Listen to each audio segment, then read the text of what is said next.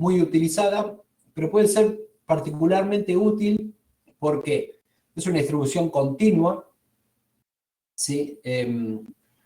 Toma valores positivos mayores a 0 hasta infinito, o sea, para muchas de las cosas que podríamos utilizarla, podría ser un análogo a la distribución normal, pero tiene una particularidad que me permite tener una simetría, ¿sí?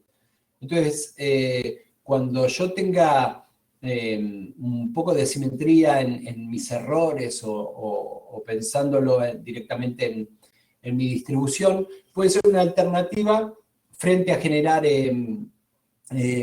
funciones de varianza con un ajuste a una distribución normal, ¿sí? Una modificación por ese lado, ya sería algo estructural a la distribución de los datos, ¿sí? Así que la gama podría ser una buena alternativa en ocasiones. Para la gama en general, pueden tener diferentes funciones de enlace. La clásica es la inversa, ¿sí? Entonces, ¿qué quiere decir eso?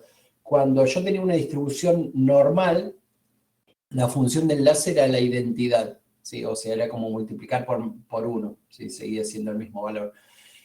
Con el tema de la gama, la función de enlace es la inversa, entonces lo que hace eso es, básicamente es 1 dividido mi predictor lineal, y para sacar la predicción es 1 dividido eso.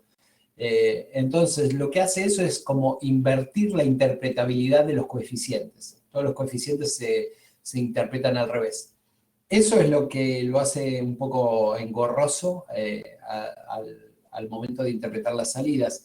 Pero salvo eso, puede ser una buena opción para que tengamos modelos con un ajuste cuando la distribución normal falla.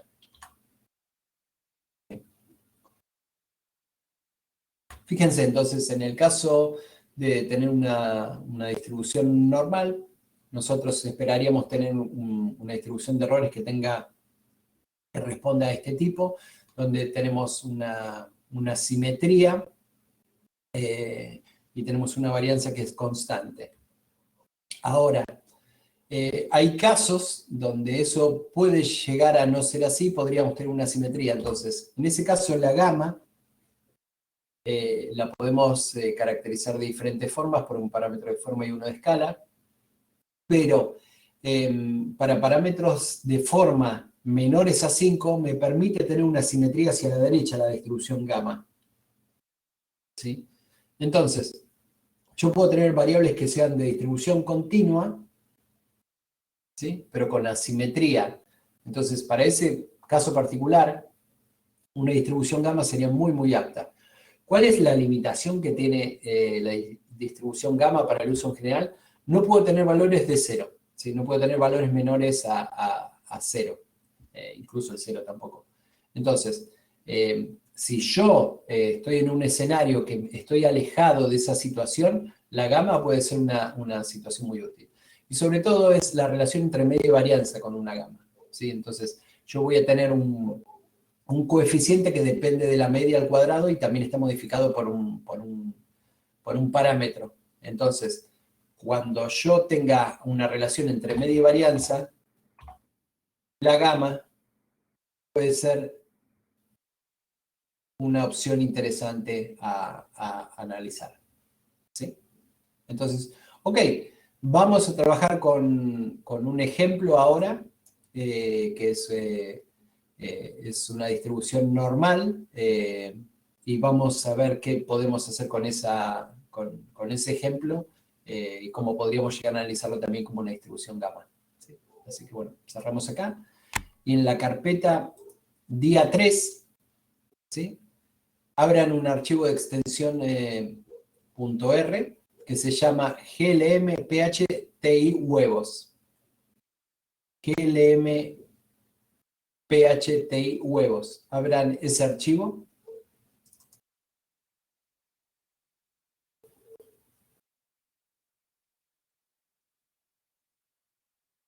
Y cámbienle la ruta para poder abrir el archivo que está ahí en la línea 4. Abran ese archivo que está ahí. Tómense un par de minutitos y hagan eso.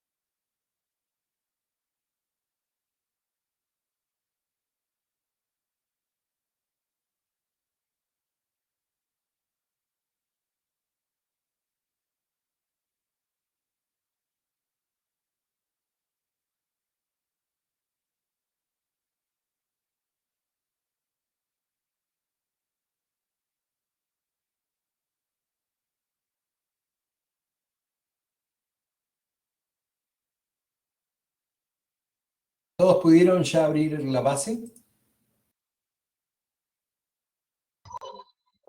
Sí. Muy bien. Perdón, Entonces, te hago una dale, consulta antes de dale. empezar con el gamma.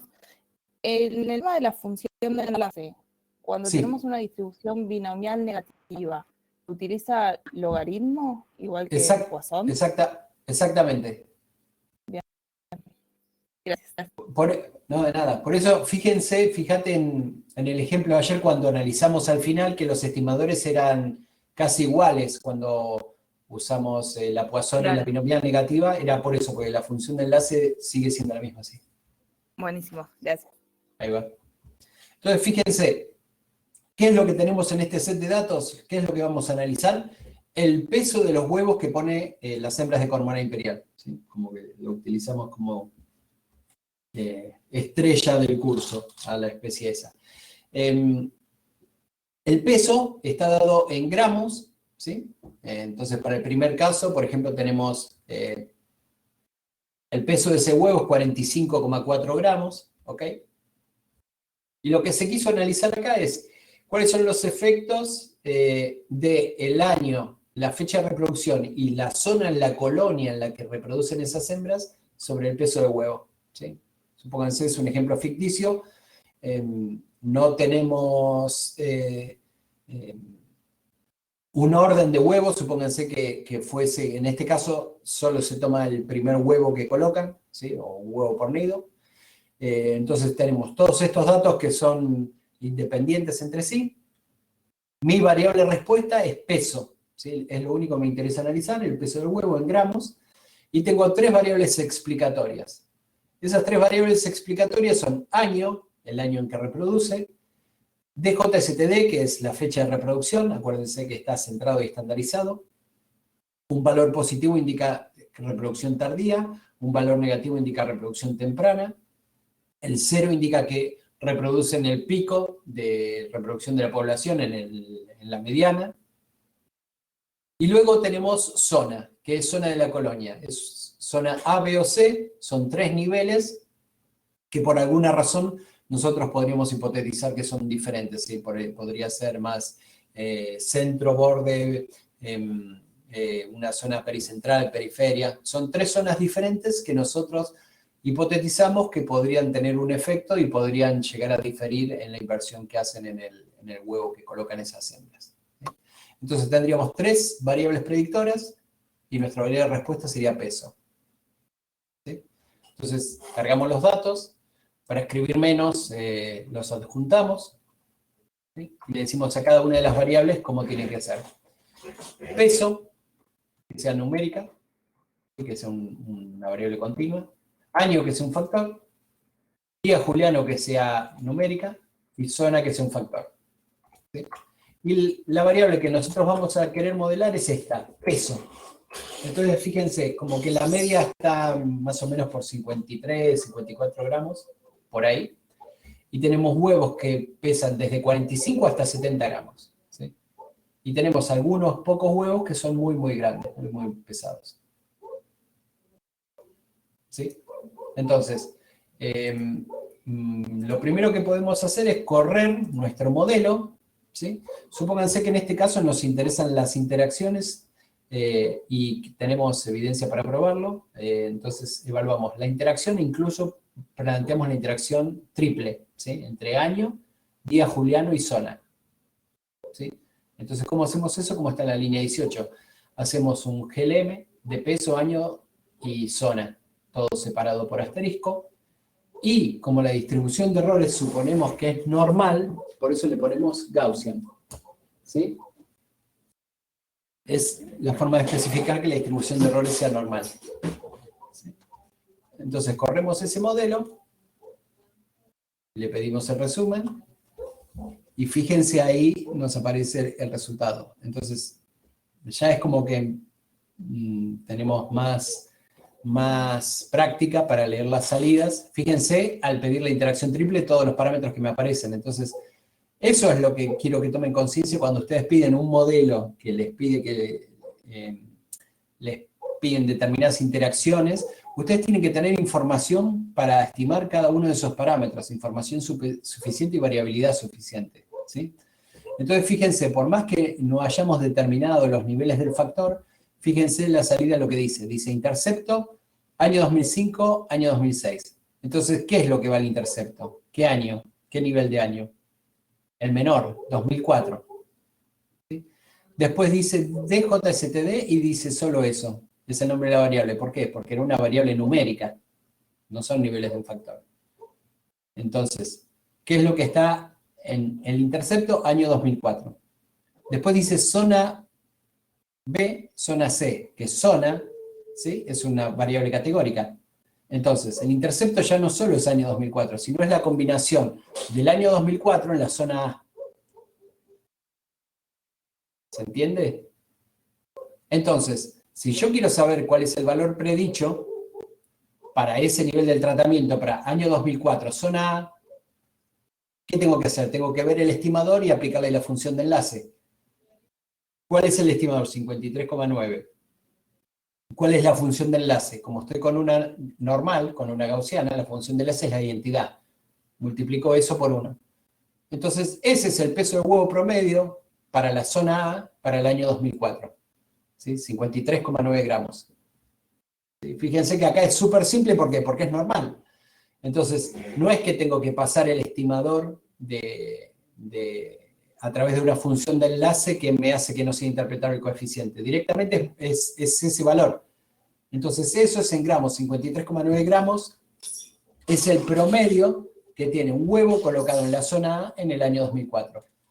Si quiero saber cuál es el peso promedio que tiene un huevo colocado, por ejemplo, en la zona A en el año 2005, sería 53,9 gramos más 0,9 gramos. ¿Sí? O sea, 54,8 gramos. Y acá abajo tengo los términos de interacción. ¿Sí? Nuevamente, fíjense que el nivel que toma como referencia es año 2004. Fíjense que la interacción para día juliano, año 2005 y año 2006. ¿Qué quiere decir eso? Yo tengo un efecto del día juliano para el año 2004 de 3,67. La pendiente de DJSTD es 3,67. ¿Sí? Cuanto más tarde reproducen, más grande es el huevo que ponen. Eso para el año 2004. Para el año 2005, esa pendiente va a ser 3,67 menos este término de interacción, menos 1,44. O sea, va a ser 2,2 aproximadamente la pendiente de día juliano. Cuanto más tarde reproducen, huevos más grandes colocan, pero ya no de esta magnitud del año 2004. ¿Sí? Si fuese el año 2006, fíjense, la pendiente para el año 2006, ya la pendiente va a ser 3,67 menos 4,22. O sea, cuanto más tarde reproducen, más chiquito es el huevo que ponen. Fíjense que menos 3,6 menos 4,2 les da menos 0,6, supónganse. Entonces disminuye un poquito, pero a medida que avanza la temporada, cada vez ponen un huevo más chico. ¿Sí? Entonces, eso es lo que nos dice la salida. Devianza nula, devianza residual, perfecto. ¿Sí? Pero todos estos parámetros son los que se estiman con solo con estas tres variables y su interacción triple implica estimar todos estos parámetros. ¿Sí? Acá tenemos lo de los efectos principales, ¿sí? Año, día juliano, zona. Todos estos son los que corresponden a las tres interacciones dobles. Año, día juliano, son dos parámetros. ¿Por qué? Porque tengo 3 años de datos, día juliano es 1. Año, zona. Sí, dale. ¿Por qué el 2004 no aparece ahí? Porque va al intercepto, es día juliano. Ah, está bien, está bien, está bien. Fíjate que todo lo que aparece es 2005-2006. Claro. Todo lo que no te Ahí aparece entendí. como 2004 es lo que aparece por defecto. Bien. Ahí va. Bien, bien, bien, bien eso. Entonces, y fíjense la triple, los términos. ¿Por qué? Porque tengo 3 años, 3 menos 1, 2. Día juliano es un valor, y zonas son 3 zonas. O sea, 3 menos 1, 2. 2 por 2, 4. Acá tengo los 4 parámetros. Sí, esos son los grados de libertad.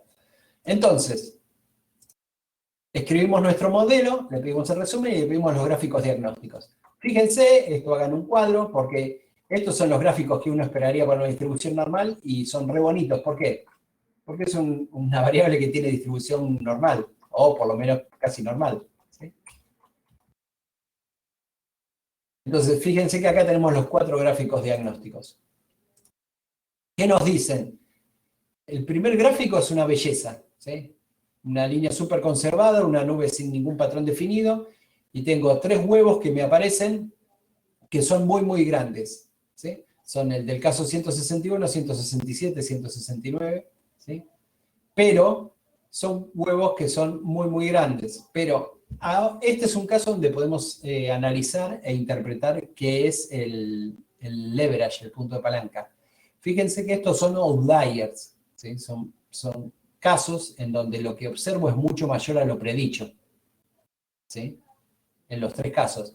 Pero fíjense que lo que harían están por el medio de la nube de puntos. Entonces lo que harían estos 3 casos es subirme esta relación para todos por igual. Diferente sería que estos casos, por ejemplo el 169, en lugar de donde está, estuviese acá. Lo que haría es subirme toda esta tendencia de esta forma. ¿Sí? Entonces, eso se me traduce en la palanca y en la influencia que tienen esos datos sobre los valores predichos. Entonces, todo esto yo después lo voy a ver con las distancias de Cook. ¿Sí? Entonces, no es lo mismo tener un outlier en este extremo o en este extremo que en esta parte zona media. ¿Sí? Es mucho peor tenerlo en los extremos que en la zona media. Ok, este gráfico es hermoso. ¿Sí? Perfecto. Este gráfico del cuckooplot está muy, muy bueno, salvo en los puntos extremos donde acá tengo un defecto y acá tengo un exceso. Perdón, acá tengo un exceso y acá también. ¿Sí? Pero salvo eso, el ajuste es muy, muy bueno. El gráfico es apto. Este gráfico lo que me dice son los residuos estandarizados, ¿sí? En función de los predichos, y veo que está muy bien disperso, muy bien conservado, no hay una tendencia clara, aunque veo que empieza a subir, tengo varios puntos, que empieza a subir el valor de los residuos a medida que aumenta la variable. Entonces eso me puede indicar un poco de exceso de variación en este lado, de heterocedacia. ¿Y esto dónde lo veía? Cuando veía el histograma inicial que tenía pocos huevos con valores muy grandes. ¿Sí? Pero exacto, va. Y acá está lo de las distancias de Cook que le comenté, los límites de las distancias de Cook. Fíjense que ahora aparecen. ¿Sí? Esto antes no lo veíamos porque no había puntos influyentes. Acá están todos los puntos bien y hay un punto, por ejemplo, en 96, que es muy influyente. ¿Sí? Pero fíjense que está dentro de una distancia de Cook que está pasando la distancia de 0,5. ¿Qué quiere decir esto? Que este punto está teniendo una influencia importante en la estimación de los datos. Entonces uno tendría que ir y mirar este dato si es real o no, si está bien tomado o no, qué injerencia tiene y qué es lo que está provocando. ¿Sí? No importa que esté alejado del 0. ¿Sí? Por ejemplo, este dato está alejado del 0, pero no tiene influencia. En cambio, este sí. ¿Sí? Entonces, es como que habría que prestarle atención a este dato. Más allá de este dato, el ajuste total de los gráficos es muy, muy bueno. ¿Sí? Ok. Como es una distribución normal, podríamos darnos el lujo de pedirle un histograma no de la variable, sino de los residuos. ¿Sí? Recuerden eso, lo que importa no es la distribución de la variable, sino de los residuos. ¿Y los residuos qué son? Son lo que se deriva del ajuste del modelo. Entonces esto es lo que a mí me interesa, que sea simétrico y normal. ¿Sí? Entonces, al ver los residuos nos fijamos que nuestro modelo no es tan diferente al ajuste de la variable respuesta, ¿sí? Y sigo teniendo ese problema de un exceso de variación hacia la derecha. Entonces, cuando le pido un test de Shapiro-Wilks, fíjense que rechazo el ajuste a una distribución normal.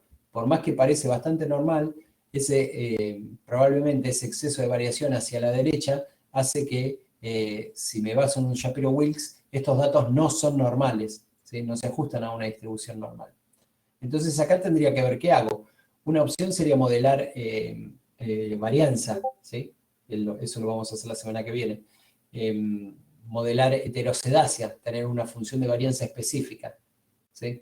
Pero en realidad otra opción podría ser directamente trabajar con otra distribución de errores que me permita modelar eso. Entonces, Hagamos de cuenta que el ajuste es bueno, ¿sí? No tengo este problema, y analicémoslo como distribución normal, aun cuando sabemos, ¿sí?, que estamos rechazando distribución normal para los residuos, ¿sí? Aun cuando sabemos eso. Después vamos a ver las implicancias. Entonces, ¿qué hacemos?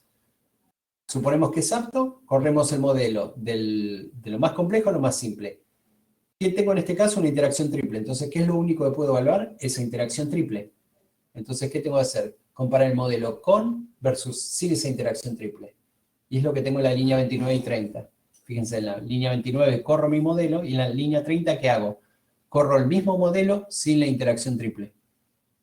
Entonces, fíjense, tengo en la línea 30, tengo año, día juliano, zona. Después tengo las tres interacciones dobles. Año, día juliano, año, zona, día juliano, zona. ¿Sí? Fíjense, traten sobre todo cuando tienen muchos términos de interacción, de ser prolijos a la hora de redactarlos, porque eso les va a evitar un montón de problemas de olvidarse u omitir involuntariamente algún término, alguna interacción. ¿Sí?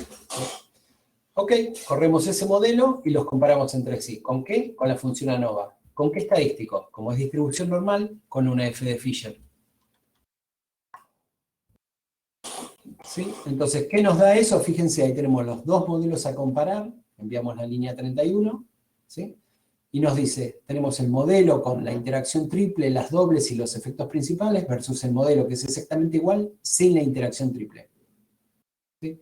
¿Y qué nos da eso? Nos da un valor de P de 0,19, que ¿qué implica eso? Que la interacción triple es no significativa. Quiere decir que no es relevante. Fíjense que no es relevante toda la interacción, aun cuando aparentemente en la salida había algún término que parecía relevante, ¿sí? El tema es que globalmente toda la interacción no es importante. Entonces no tiene sentido evaluar si aparentemente algún parámetro era significativamente diferente del 0 o no. Lo que importa es la variable, ¿sí? Entonces, ¿qué es lo que reportaríamos? Lo que está en la línea 32. La interacción triple entre año, día juliano y zona toma un valor de F de Fisher de 1,54 con 4 grados de libertad entre y 151 grados de libertad dentro. Siempre que reporten una F, repórtenla con los grados de libertad entre y dentro. No pongan solo un valor porque es incorrecto, ¿sí? Y esto implica un valor de 0,19. ¿Sí? Entonces, esto es la primera información que van a incluir en su tabla. ¿Sí? Ok, entonces la interacción triple se elimina. Ok, ahora, sobre mi modelo que tengo en N2, ¿qué interacción puedo eliminar? No sé, tengo 3. Entonces, ¿qué hago? Copio y pego el mismo modelo 3 veces y le voy eliminando de a una interacción por vez. Primero elimino año día juliano, luego año zona y luego día juliano zona. La que me dé el mayor p-valor, esa es la que elimino. Si las 3 pruebas me dan significativo, no puedo eliminar ninguna interacción doble y ahí se terminó mi análisis de simplificación. Ahí tendría que empezar a hacer efectos simples y contrastes. ¿Me podría explicar de nuevo por qué eliminaste de la interacción triple? Porque no es significativa. Eso lo hiciste con el... En la línea 31, vos ponés... Claro, en la línea 31 vos pones a prueba el modelo con y sin la interacción. Bien, listo. Esa es la diferencia entre la línea 29 y la 30. Fíjate que, por más que esté escrito con asterisco, el modelo que está en la línea 29 sería igual al modelo que está en la línea 30, más un término que sería año, 2 puntos zona, 2 puntos día juliano. Bien. ¿Sí? Entonces, lo único que difieren esos dos modelos es en la interacción triple. En la línea 31 lo pones a prueba y fíjate que en el resultado, cuando te sale eso, te dice Model 1 y Model 2. ¿Sí? ¿En qué se diferencian esos dos modelos? En que uno tiene la interacción triple y el otro no. Y ahí te da el p-valor, que es 0,19. Entonces, como el p-valor es no significativo, quiere decir que la interacción triple no se justifica incluirla. ¿Con qué estadístico se reporta eso? Con un estadístico F de Fisher, que toma un valor de 1,54 con 4 grados de libertad entre y 151 dentro. Entonces, eso es lo que ustedes van a reportar en la tabla. Entonces, la interacción triple no fue relevante. Entonces se elimina y seguimos con el análisis. Ahí corremos los 3 modelos. Ahora, con las 3 interacciones dobles, ¿cuál elimino? No lo sé. Entonces pruebo punto por punto cuál es la comparación, eliminando la primera interacción, la segunda y la tercera. ¿Sí? Entonces veo que aparentemente ninguna de las 3 interacciones son relevantes. ¿Sí? Pero hay una que es peor de todas. Es la última, la que me da un p-valor de 0,91. ¿Sí? Entonces esa es la que eliminaría. ¿Y cuál es? Fíjense, los 2 modelos son iguales. Tienen año, día juliano, zona, año, día juliano y año, zona. ¿En qué difieren? En día juliano, zona. Entonces, esta es la significación de día juliano, zona. ¿Sí? Entonces, día juliano, zona va a tener, ¿sí? Tiene que reportarlo todo igual, una F de Fisher que toma un valor de 0,1, ¿con cuántos grados de libertad? 2 grados de libertad entre y 155 dentro. ¿Sí? Eso es lo que reportan para su F de Fisher, y el p-valor es 0,91, 0,908. Entonces, día juliano zona tampoco es relevante. Ok, ya me quedo con un modelo sin esta interacción doble. Ahora tengo 2 interacciones dobles. ¿Cuál elimino? No lo sé. Copio y pego 2 veces y elimino de a una por vez. ¿Sí? Y así voy. Ahora, año zona me da un p-valor de 0,78. Esa es la que elimino. ¿Sí? Fíjense que no comparo contra el modelo inicial, sino comparo con el modelo punto por punto con el que me voy quedando. ¿Sí? Entonces, ok, ya solo me queda una interacción, ahora, que es año-día juliano. ¿Contra qué lo comparo? Contra un modelo sin interacciones, que es el que está en la línea 49. Entonces corro el modelo ese sin interacciones, que solo es año-día juliano zona, y lo comparo con el N7, con el modelo que está en la línea 44. Fíjense que el p-valor es 0,43. Ninguna interacción, ni la triple, ni ninguna de las 3 dobles, se justifica su inclusión.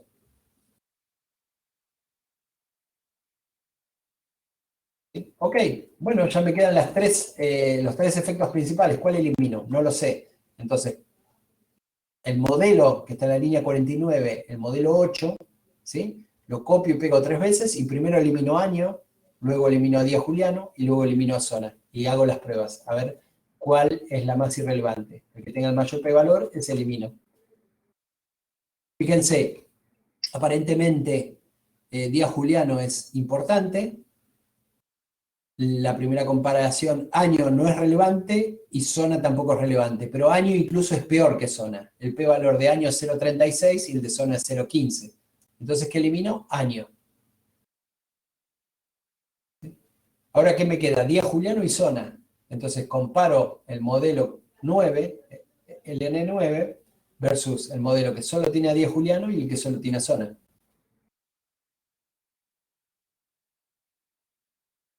Fíjense, aparentemente zona no es relevante, con un p-valor de 0,15, y día juliano sí, es significativo. Entonces, ¿qué elimino? Zona. Ok, entonces ya solo me queda día juliano. ¿Contra qué lo comparo? No tengo un modelo más simple de comparar, lo único que me queda es el nulo. Entonces, por eso en la línea 67 pongo peso olita 1. Este es el modelo nulo. Ajusta el promedio poblacional. Entonces, al comparar eso, ahí fíjense que me aparece la importancia de día juliano y me dice, sí, día juliano es importante. No lo puedes eliminar. ¿Sí? Entonces, acá se terminó mi análisis y acá tendría que hacer contraste, comparaciones, lo que sea, gráfico. Fíjense cómo es una variable que es continua, ya directamente no tengo que hacer ningún contraste y me centro en la salida. Le pido el resumen con summary en la línea 71 y ahí tengo el resultado de mi modelo final. Entonces, ni la interacción triple ni ninguna de las interacciones dobles son relevantes. ¿Sí? De hecho, no solo eso, sino que ni año ni zona son relevantes. Lo único que afecta es día juliano de JSTD. ¿Y cómo afecta? Positivamente. ¿Sí? El estimador es positivo. ¿Qué quiere decir eso? que a medida que aumenta día juliano, aumenta el peso del huevo. ¿Sí?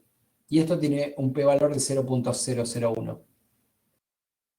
¿Se entiende? ¿Y el intercepto qué es? Es el valor promedio que tiene el peso del huevo para una hembra que reproduce en el pico.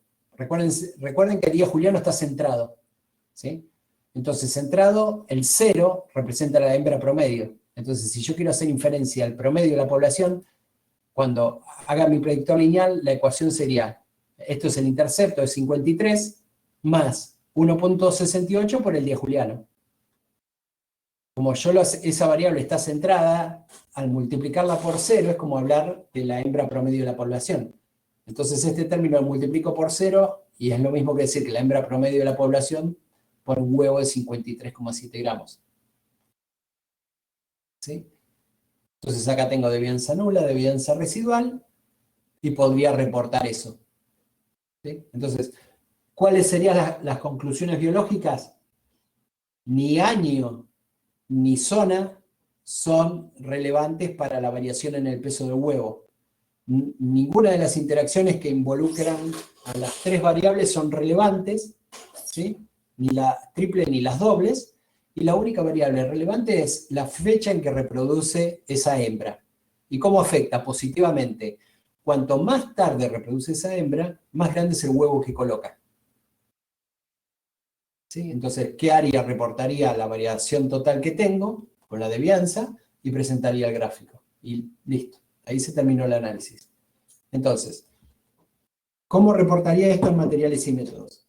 Se utilizó un modelo lineal generalizado con distribución de errores normal. ¿Sí?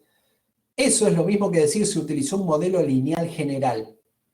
¿Sí? Porque yo cuando hago un modelo lineal generalizado con distribución normal, es lo mismo que hacer un modelo lineal.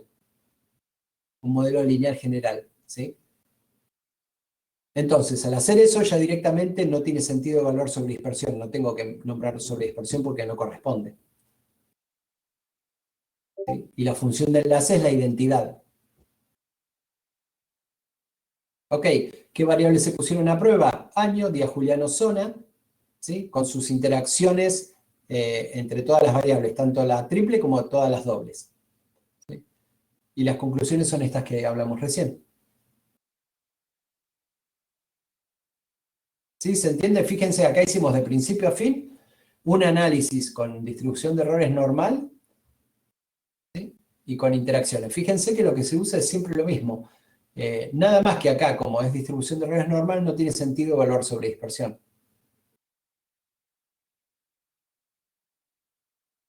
Ok, dale. En este caso, el día juliano, ¿cuánto aporta como hicimos en el anterior? Exacto, hay que hacer la cuenta. Fíjense que acá tienen devianza nula y residual, lo pueden calcular a ustedes ahora.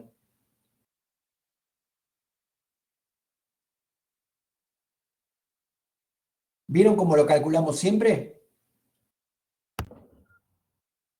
Yo ahora no me acordaría. Bien, devianza nula, fíjate que acá te aparece devianza nula y devianza residual. Lo que tenés que hacer es este valor menos este valor dividido a este valor. Entonces, fíjate que sería más o menos 3057 menos 2883, supone que tenés 200. Supone para hacer 200. 200 dividido 3000. Supone que esto te explica, no sé, un 6% de la variación total. Como tenemos, fíjate que en todos los scripts tenemos la forma de calcularlo, que es esta devianza menos esta, o sea, la devianza total menos la residual dividido a la total.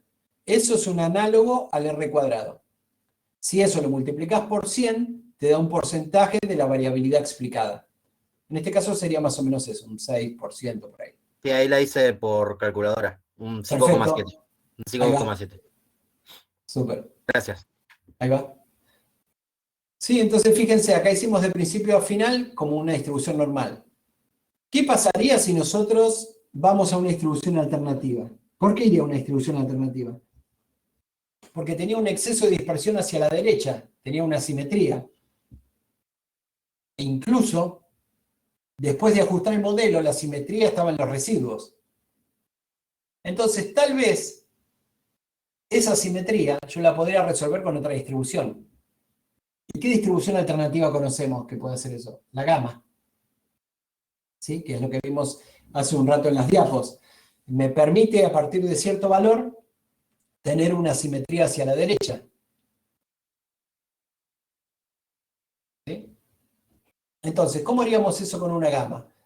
Súper, súper simple. En lugar de ponerle Gaussian, como poníamos ahora, ponemos gamma, como está la línea 81.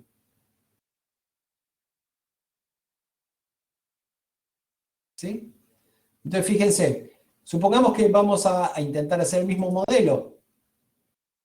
Entonces, corremos el modelo de peso en función de quién, de año, de día juliano y de zona. Y la distribución de errores, ahora en lugar de que sea normal, de que sea gaussiana, elegimos gamma. ¿Sí? Corremos el modelo y le pedimos el resumen. Y ahí tenemos el resumen. Fíjense que parece chino. ¿Por qué? Porque todos los estimadores están invertidos porque están pasados por una función de enlace que es la inversa. Entonces, para tener el valor predicho, tengo que aplicarle la inversa de ese valor. Recuerden que, por ejemplo, el intercepto, para cuando lo corría como normal, era 53, 54, por ahí. Ahora fíjense que el intercepto es 1,8 por 10 a la menos 2. ¿Y por qué está puesto de esa forma? Porque está pasado por una función de enlace que es la inversa. Entonces, para obtener el valor predicho, ¿yo qué tendría que hacer? 1 dividido 1,8 por 10 a la menos 2. Si hago esa cuenta, me va a dar el valor predicho para año 2004, zona A. ¿Sí? Pero fíjense que todos los valores son muy, muy pequeñitos y la mayoría negativos. ¿Por qué? Porque están invertidos. ¿Sí? Porque la función de enlace es la inversa. Entonces eso hace que cuando uno mira una gama, los coeficientes sean muy difíciles de interpretar. Porque en realidad no solo que están invertidos, sino que más grande es más chico y positivo es negativo. Entonces toda nuestra interpretación de lo que hacemos históricamente con estadística, al tener una función inversa, se invierte. Y fíjense que devianza nula y devianza residual también son valores muy, muy pequeños. Ok, recuerden, antes de mirar cualquier p-valor, primero hay que mirar si el modelo ajusta. Pues si el modelo no ajusta, no tiene sentido ningún p-valor. ¿Sí? Entonces, ok, corremos el modelo y le pedimos los gráficos diagnósticos. Le pedimos los 4 gráficos diagnósticos.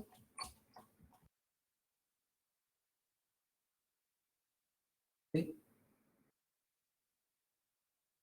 Y fíjense, este gráfico sigo teniendo el mismo tema con estos 3 puntos, pero el gráfico es muy bonito, pero fíjense los valores predichos ya son muy, muy chiquitos. ¿Por qué? Porque es una gama. Este gráfico del ggplot es igual al primero. Este gráfico también es igual al de la distribución normal, pero con los valores predichos que corresponden. Y las distancias de Cook tampoco mejoraron. Es como que el punto 96 sigue siendo influyente y el resto está muy, muy bien. Entonces, gráficamente lo que encuentro es algo muy similar al análisis con una distribución normal. Ok, veamos los residuos. Fíjense que un poco se simetrizó. Ya no tengo valores tan extremos a la derecha, sino que tengo más o menos entre más 0,2 y menos 0,2, tengo a toda la distribución. ¿Sí? Entonces, trabajar con la gama mejoró un poco el ajuste, pero no mucho. Pero fíjense que al hacerle el test de normalidad, ya los residuos, dado que hice esta gama, mejoraron. ¿Sí? Antes rechazaba normalidad con un p-valor de 0,01, ahora ya tengo un valor de 0,07. ¿Sí? No rechazo normalidad. Pero más allá de eso, fíjense que un poco lo importante es el histograma, como que mejoró el ajuste. ¿Sí? Ya como el ajuste es exceso de variación, esta distribución de errores me permite modelar ese exceso de variación sin tener que recurrir a una función de varianza en la distribución normal, ¿sí? Sino que es algo intrínseco a la distribución de errores en sí. ¿Sí? Ok, entonces, si yo tuviese que elegir entre una gama y una normal, me quedaría con la gama, porque el ajuste es mejor. ¿Sí? Entonces, ¿qué análisis haría? No haría el otro, haría este análisis. Ok, hagamos el análisis a ver qué da. Corremos el modelo con la triple, ¿y qué es lo que podría ver si elimino? La interacción triple, no tengo otra opción. Entonces corro el mismo modelo sin la interacción triple. Le pido la comparación y me dice, con un p-valor de 0,19, la interacción triple no se justifica. Entonces la elimino. Ahora, ¿qué podría haber si elimino alguna de las interacciones dobles? ¿Qué hago entre la línea 98 y 106? Corro a esas tres versiones del modelo sin las interacciones dobles y veo cuál puedo eliminar. Entonces, ¿cuál elimino? Día Juliano Zona, que es la que tiene el mayor p-valor, un p-valor de 0,89. ¿Sí? Ok, me quedan dos interacciones dobles. ¿Puedo eliminar alguna? Pruebo. Comparo el modelo con las dos interacciones dobles versus sacando de a una de esas por vez. Un modelo me da un p-valor de 0,45 y el otro modelo me da un p-valor de 0,78. Entonces, ¿cuál elimino? La segunda interacción doble. ¿Cuál sería? Año-zona. ¿Sí? Fíjense que solo me queda año-día juliano ahora. ¿Se justifica o no su inclusión? Pruebo. Comparo el modelo que contiene esa interacción versus el mismo modelo que no la tiene. Y lo comparo con la función ANOVA. Siempre con test de F. Fíjense, esa interacción año-día juliano me dice no se justifica su inclusión. Tiene un p-valor de 0,44. Fíjense que los estimadores son siempre chiquititos, negativos, tienen valores muy, muy pequeños, no son muy interpretables. Ok, me quedan los tres efectos principales. ¿Puedo eliminar alguno? No lo sé. Entonces corro mi modelo con las tres variables, año, día juliano y zona, versus los modelos, sacando a cada una de ellas. Que veo que año es la que tiene el mayor p-valor, 0,36. Entonces elimino año. Entonces ya solo me queda día juliano y zona. ¿Se justifica su inclusión o no? Pruebo los modelos sin cada una de ellas. Al probar eso me dice, zona la podés eliminar. ¿Sí? Solo queda día juliano.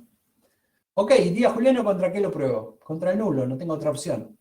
Al comparar día juliano contra el nulo, ¿qué veo?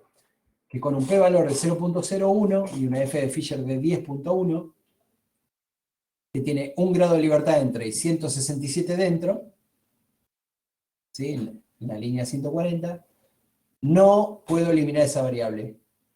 ¿Sí? Día juliano está relacionada al peso del huevo. Entonces le pido el resumen de ese modelo para sacar las conclusiones. Y fíjense que ahí tengo el resumen. En la línea 142. ¿Sí? Y fíjense, recuerden que al trabajar con una distribución gamma, la función de enlace que viene por defecto, la canónica, es la inversa. Entonces todos los coeficientes están invertidos. Entonces si yo miro algo que tiene un valor negativo, quiere decir que aumenta. Es contrario a lo que era siempre. Si tengo un valor grande, quiere decir que es pequeño. ¿Por qué? Porque todo eso va a estar dividido por 1. ¿Sí? Entonces, fíjense que día juliano es significativo y el coeficiente es negativo. ¿Sí?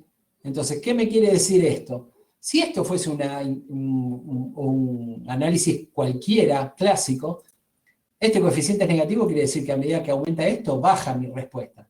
Pero al ser negativo quiere decir que a medida que aumenta esto, sube mi respuesta. ¿Por qué? Porque la función de enlace es la inversa. Y esto es significativo. ¿Sí? Entonces, ¿cuáles serían mis conclusiones? Ninguna de las interacciones dobles ni la interacción triple son relevantes y de hecho ni año ni zona afectan al tamaño del huevo. Lo único que afecta al tamaño del huevo es día juliano. ¿Y cómo afecta? Como la función de enlace es la inversa, a medida que aumenta día juliano, ¿sí? Aumenta el peso del huevo. Y con esto podría sacar la variabilidad explicada. Fíjense, en la línea 150 está la explicación de por qué se toma diferente la forma de explicación de mi modelo. Fíjense, si fuese un modelo clásico, directamente yo armo mi predictor, armo el intercepto más el parámetro de día juliano por el valor de mi variable. En la línea 151, al ser una gama, ya mi variable respuesta, que es tamaño de huevo, no va a estar dada por el intercepto más el estimador por el valor de la variable, sino es 1 dividido eso. ¿Sí? Entonces, mi predictor lineal, ahora para saber el predicho, va a ser 1 dividido lo que emerge del predictor lineal. 0.0186 menos 0.5723. Así voy a sacar el predicho. ¿Por qué? Porque es una gama. Entonces, recapitulando, ¿cuál es el resultado que obteníamos final de nuestro modelo predictivo si hacíamos una normal?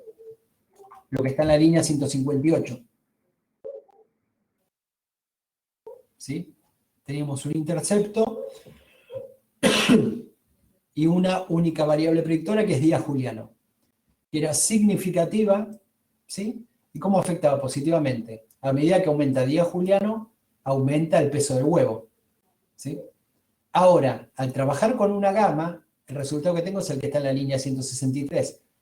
Coincide que mi única variable importante es día juliano, pero fíjense que el estimador es negativo, ¿sí? Pero al ser una gama se interpreta exactamente al revés. Número grande implica un efecto pequeño. Valor negativo implica un efecto positivo. Entonces, ¿qué quiere decir esto de día juliano? Que es negativo, que a medida que aumenta día juliano, aumenta el tamaño del huevo.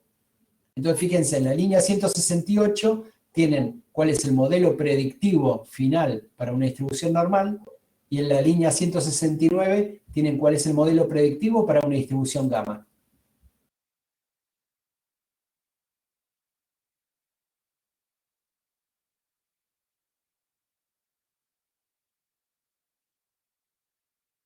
¿Sí? Como que parece otro idioma, ¿no? Lo que da en la gama, pero la conclusión es la misma. ¿Sí? ¿Y cómo hago para ver esto bien, qué es lo que implica? Directamente grafico esos modelos. ¿Sí? O sea, las conclusiones son que las mismas variables son las que importan. Si yo hago la porcentaje de variabilidad explicada, van a fijarse que es el mismo. Pero después, los modelos predictivos son totalmente diferentes. ¿Por qué? Porque están en otra escala. La normal tiene una función de enlace que es la identidad, y la gama tiene una función de enlace que es la inversa. Entonces, la ecuación predictiva de la gama es esta. Si yo grafico estos modelos predictivos, ¿qué es lo que tendría? Fíjense que en la carpeta día 3 hay un archivo que se llama figura huevos. Abran ese archivo.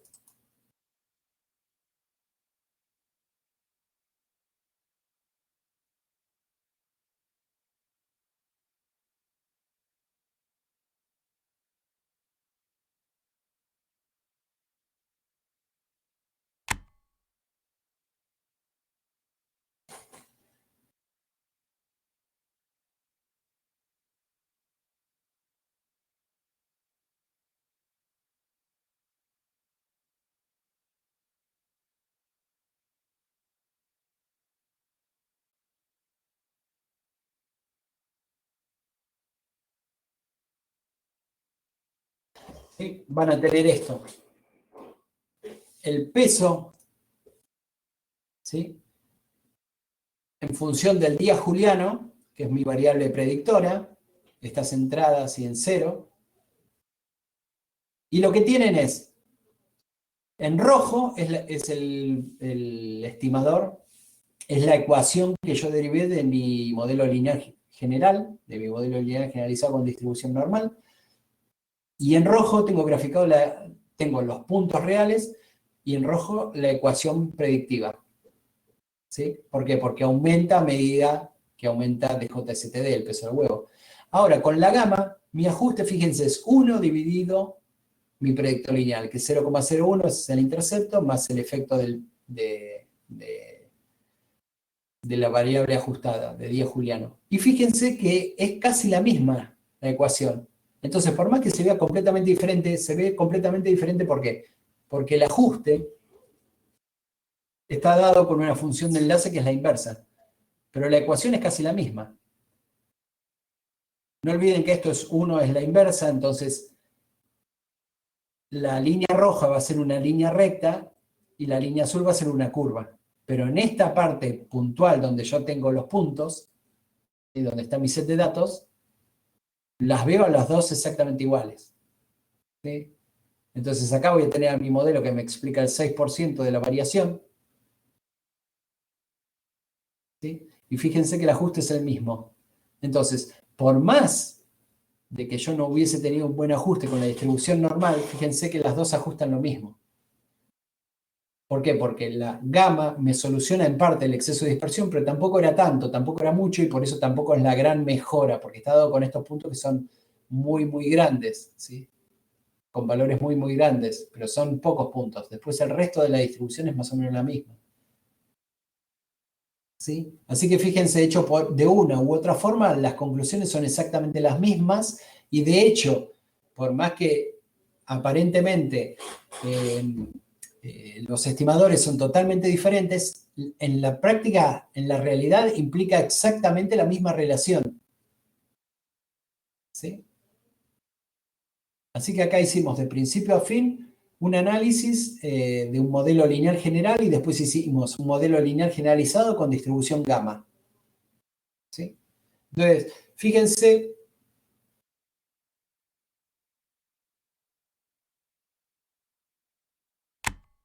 la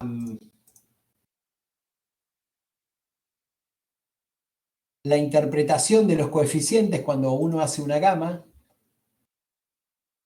¿sí? Como que es muy engorrosa y siempre hay que tener en cuenta cuál es la función de enlace, porque la función de enlace determina cómo uno interpreta los coeficientes. ¿Sí? Si uno mira los estimadores y los errores estándar, van a ver que no son muy interpretables, pero los t-valores y los p-valores obtenidos por una y otro análisis, tanto por la gamma o por la normal, van a ser muy, muy similares. ¿Por qué? Porque básicamente es una gama que tenga una distribución muy, muy simétrica. ¿Sí? Entonces, era como, es un caso análogo a hacer trabajar una Poisson o una binomial negativa cuando tengo una Poisson. ¿Por qué? Porque una binomial negativa es como una Poisson con un parámetro más, que me permite flexibilidad para el exceso de dispersión. ¿Sí? Entonces, si tengo datos que los puedo modelar con una Poisson, también los voy a poder modelar con una binomial negativa. A lo sumo estaría gastando un parámetro que no sería necesario, que es ese parámetro que me determina el exceso de variación. En este caso es algo más o menos similar. ¿Por qué? Porque son datos que son casi normales, ¿sí? Y el exceso de dispersión que tengo me lo permite modelar la gama, pero tampoco es tanto. Entonces la gama siempre me va a poder modelar bien una normal. En este caso porque estoy muy alejado del cero. Recuerden que la gama no puedo tener valores de cero ni negativos. Entonces, hicimos todo el análisis, vimos el ajuste de los modelos, todo era muy similar. Los estimadores son totalmente diferentes. ¿Por qué? Porque cambia la escala en la que yo lo miro. La función de enlace está en otra escala. Es la inversa, en lugar de ser la identidad. Entonces todo se invierte. Entonces eso es complicado para interpretar, pero siempre tengan en cuenta cuál es la distribución de errores que usan y cuál es la función de enlace. A pesar de eso, hicimos el análisis y las conclusiones, ¿cómo son? Exactamente iguales.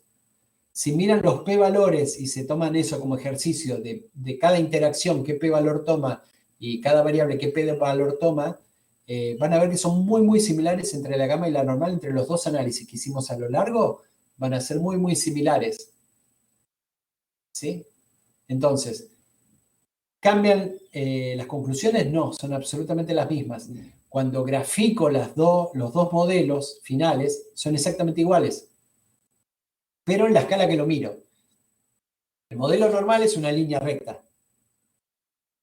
La gama, yo lo veo como una línea recta, pero eso es 1 dividido ese predictor.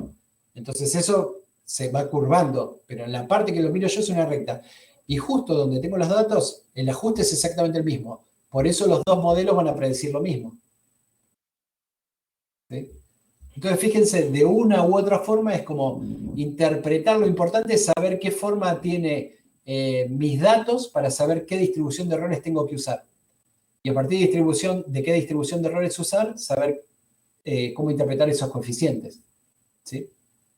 Entonces, fíjense, en el caso final, que lo hicimos como una gama, el ajuste era un poco mejor. Por eso cuando hacíamos el test de Shapiro-Wilks ya no rechazábamos normalidad. ¿Por qué? Porque servía para corregir ese poquito de falta de ajuste que teníamos en la distribución normal. A pesar de que la distribución normal no cumplía el supuesto de normalidad, fíjense que el ajuste era el mismo.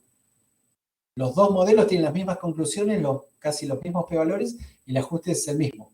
¿Sí? Pero obviamente, si tenemos una distribución que tiene esa plasticidad y puede modelar eso, directamente vamos a la gama. ¿Sí? O sea, ¿por qué lo hicimos como normal? Porque es lo más fácil de hacer y es lo que conocemos. Y siempre hay que tratar de hacer el análisis más simple que tengamos a mano. ¿Cuándo recurrimos a un análisis más complejo? Cuando el análisis simple no sirve. ¿Sí? Entonces, en este caso recurrimos a la gama. Hacemos el análisis de principio a fin. ¿Qué hicimos? Un modelo lineal generalizado con distribución de errores gamma y función de enlace inversa. ¿Sí? Pusimos a prueba las variables año, día juliano y zona con sus interacciones dobles y triple. ¿Sí? Se analizó por prueba de hipótesis y se fue eliminando secuencialmente a los términos en orden decreciente, de complejidad y p-valor. ¿Qué encontramos como resultado y como conclusión biológica? La interacción triple no fue relevante, las interacciones dobles no fueron relevantes y de hecho ni zona ni año fueron relevantes. Lo único que afectó la variación fue día juliano. Conforme avanzó la temporada, cuanto más tarde reprodujeron, cuanto más aumentó DJSTD, mayor fue el tamaño de huevo que colocaron. Ese modelo explicó un tanto por ciento de la variación, que ahí tiene que sacar la cuenta. ¿Sí? Y esas serían las conclusiones. Entonces, fíjense, ahora sí ya tienen un súper panorama. Hicimos Poisson, binomial negativa, binomial gamma y normal. ¿Sí? O sea, tienen un súper pantallazo teniendo datos que sean conteos, datos que sean variables continuas, simétricas o asimétricas, con o sin sobredispersión, probabilidades. Ya tienen un pantallazo enorme y un abanico de herramientas para poder implementar en sus análisis. ¿Sí? Ahora lo que nos faltaría es ver cómo implementamos todos estos análisis con lo que es teoría de información, ¿sí? Con criterio de información. Así que lo que vamos a hacer ahora es cortamos, hacemos un recreo y después volvemos y ya volvemos en modo taller y vamos a armar aulas puntuales dentro de esta sesión. Vamos a armar aulas separadas para que ustedes empiecen a trabajar entre ustedes. Yo ya tengo los grupos conformados, completos, entonces voy a hacer esas aulas y van a poder trabajar. Es más, ya quédense conectados y ya armo las aulas ahora en el recreo.